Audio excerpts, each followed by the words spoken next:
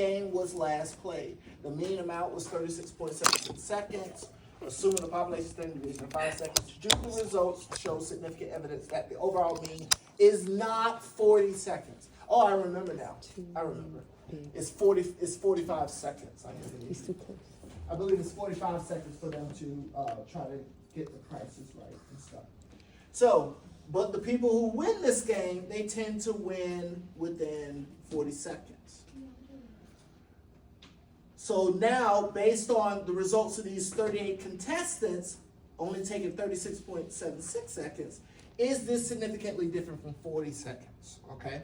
So two-tail test this time. Because look at the question. Do these results show significant evidence that the overall mean is what? Different. That doesn't give a direction. It doesn't give significantly higher or lower. So we're doing two-tail tests. We're doing left tail, right tail at the same time. So how do we do this? First, I'm gonna show you how to do this manually, and then I'll show you how to use the calculator. Okay. So, all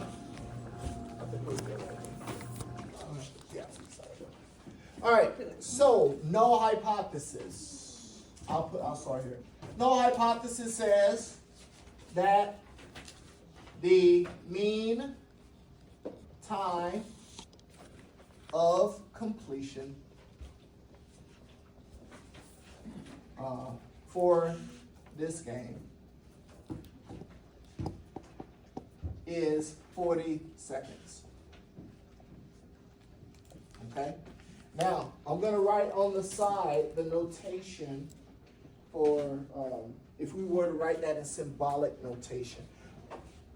How would we write it in symbolic notation? What would we put here? We would put the null hypothesis, and that, remember that's H naught, says what would go here? Mu is equal to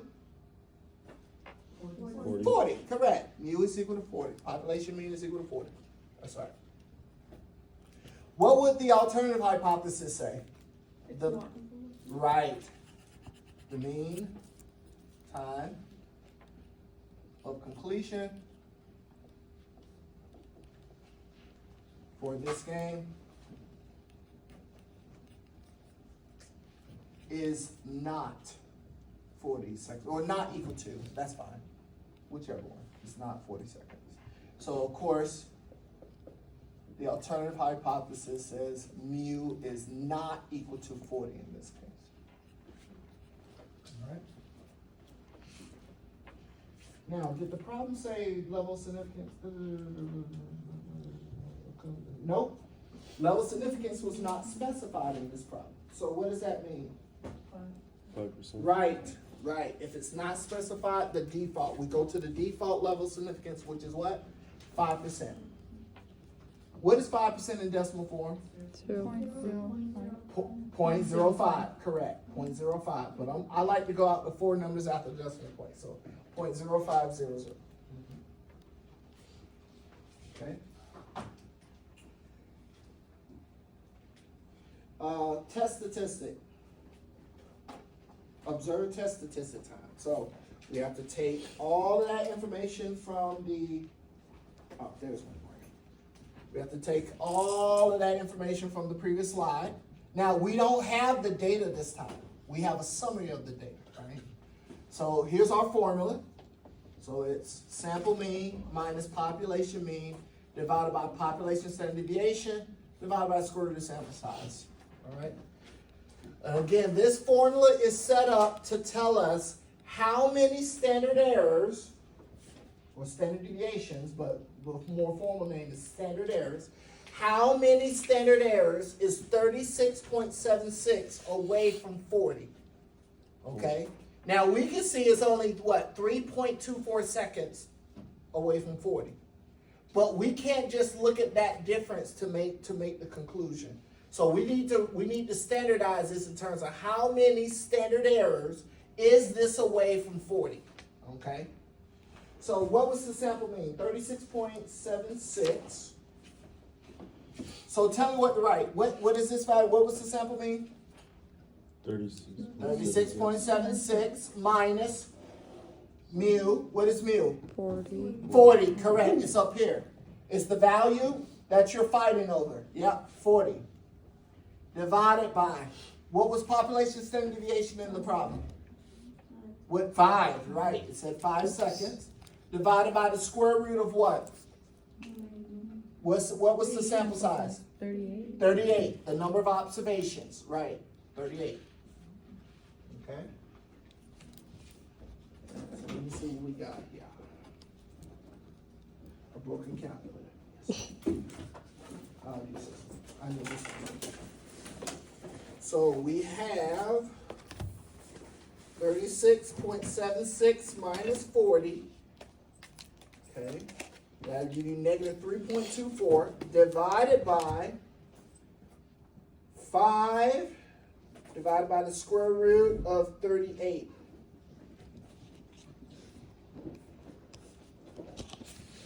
And I get negative 3.99. So that is almost 4 standard errors, or 4, if you want to say standard deviations, that's fine. But because we're doing a hypothesis test, we need to say standard errors. That's almost, so that means this value is almost 4 standard errors away from 40, okay? So I'm pretty sure this is strong evidence. Is everybody with me so far? Now, so how do we get to the p-value?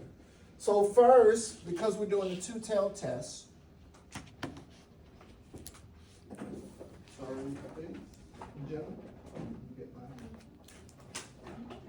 let's use different colors. Okay.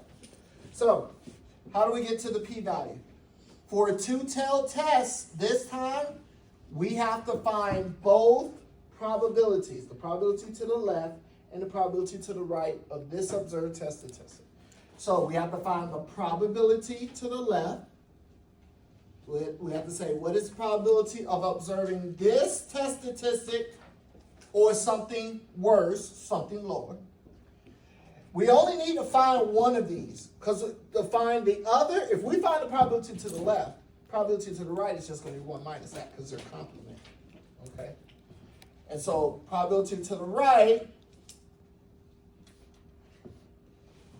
is the probability under the standard normal distribution at negative 3.99 going to positive infinity.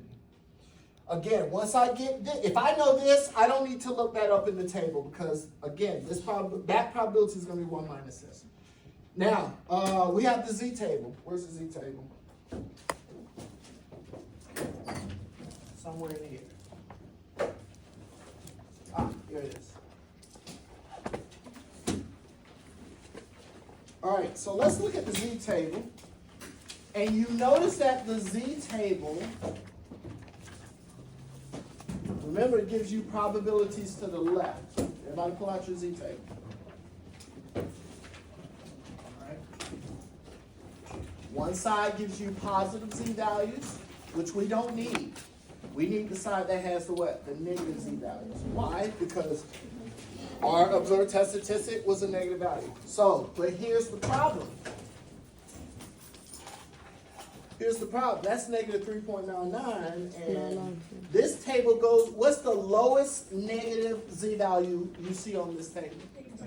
Negative 3.409. Correct. Negative 3.49 is the smallest z-value that is provided on this table. Okay? Whenever you go, listen carefully. Whenever you go past the lowest value on this z-value on this table, you use that lowest z-value. Is everybody with me? So we're going to use the negative 3.49. What is the probability that you see there? 0.0002. Now, watch what I'm going to do. I'm going to say it's some value less than 0.0002. Is some value, the probability to the left is some value that's less than 0.0002, which is the lowest probability on the table. Is everybody with me? Remember, this table gives you probabilities to the left. You're finding a probability to the left. So that's it. Now, the probability to the right is the complement of that. So what do we write here? Let me show you. What's the opposite of a less than? Greater than. So we're gonna say it's greater than, and then we're gonna do the complement of 0.0002, which will be what? 1 minus that, which is what? Point.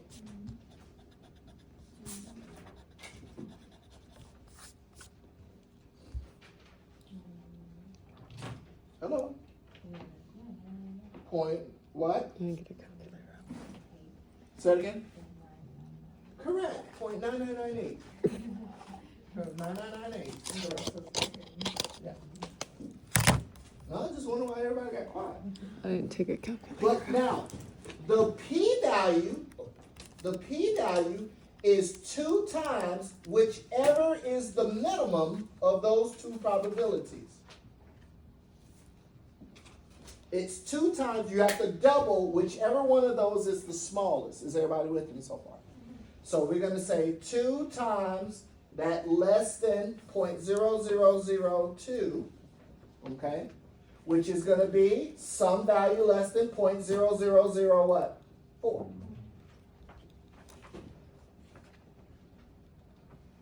Doesn't matter if that's the p-value, some value that's less than 0.0004, doesn't matter. Whatever that value is, this one's bigger. Is everybody with me so far? Your question. We just clarify how it goes from like greater than or equal to negative 3.9 to then being just like less than 0.002. Does that make sense? Like so how the symbol changes from like z is less than or equal to negative 3.99, but then the probability is doesn't include equal to. Oh, here? Yeah. Doesn't matter. Like I said, this is a continuous probability distribution. I could have done that. Same thing. Okay. Okay. Yeah. That's why when we talked about standard normal distribution, the equality is just a complete waste of a line. Like we could have taken that off. Okay. Cool. Same thing. It's going to be the same probability. It's not. Nothing's going to change. So yeah. So what did I say? It was similar to like what's that body part that's useless? Your Yeah. appendix. Yeah. I remember that. It has no purpose. That's the part that has no purpose. That equality has no purpose. Okay? It's not going to change any of the probabilities. Yeah. Go ahead. Is the p-value equal to, is it times the minimum? Yeah, that's a dot. Dot being multiplied. Okay. 2 times. Yeah. 2 times. Or if you want to put a time symbol, that's fine. I just like to use the dot because I don't want to mix that as 2x like in algebra. So that's why I use the dot. Yeah. Now, like I said, it doesn't matter how you write this piece. Whatever this is, whatever value this is, it's not going to be bigger than this, right? Now, we talked about in the last lecture that saying, if the p is low, the null must go, right? If the p is low, the null must go. That means we're going to cross that out, right? But remember, I showed you if you forget that slogan, all you have to do is compare these values. Whichever one is the bigger one, cross out the hypothesis next to it. So which of these is bigger, alpha or p-value? Which one is bigger? Alpha, correct. So we're going to end up rejecting the null hypothesis. So we reject. So what does that mean? This value that we observed, this 36.76 seconds, that's unique. Okay, it's significant, it's statistically significant from what? 40 seconds. Is everybody with me so far? So, in this case, if they're talking about, well, do we need to make the game harder so it takes longer for them to finish and so forth, then yeah, if that's the case, you know, because people are tending to win, we can be more specific since it's 36.76. Significantly less than 40 seconds. Is everybody with me so far? All right. So yes, how do we write the conclusion? We what? Do we reject the null hypothesis or fail to reject it? Reject. We reject the null hypothesis. Correct. I'll put that over here. So the conclusion is we reject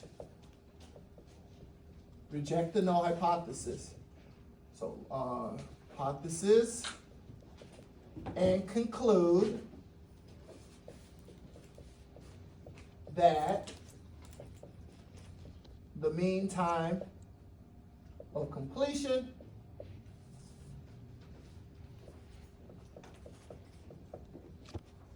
is completion for this game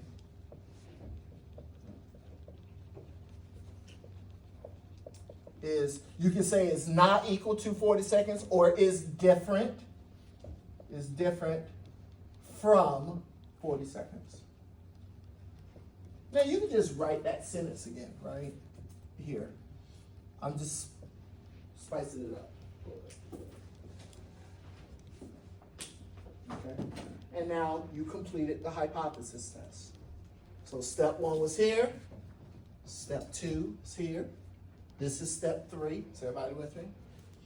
Step 4 was the calculation of the p-value. Does everybody understand how we calculated this p-value? Because for a two-tailed test, you have to find both of these probabilities, and then the p-value is double the smallest of these two. Okay? Now, if we were doing a left-tailed test, this would have been the p-value.